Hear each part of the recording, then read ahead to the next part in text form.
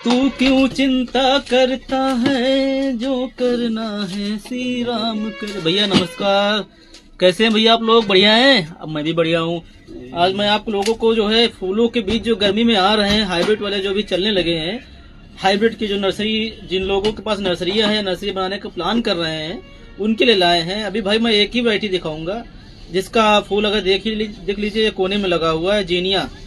जीनिया में कई वैरायटी मेरे पास आ चुकी है। जीनिया बेनारी, जैन जीनिया, ओक्लाहोमा, जीनिया ड्रीम लैंड, जीनिया जिनीटा, जीनिया जस्टी और जीनिया जहारा, ऐसे करके हमारे पास 5-6 वैरायटी आ चुकी है। लेकिन मैं आपको एक ही बताऊंगा आज।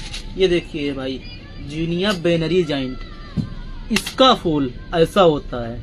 इसका फूल जो है ऐसा होता है भाई। अब जिसको चाहिए तो मेरे नंबर पे व्हाट्सएप कीजिए। एडवांस में नर्सरी तैयार करना है तो कीजिए। अभी से स्टार्ट हो रहा है, ये फरवरी मार्च तक चलता रहेगा।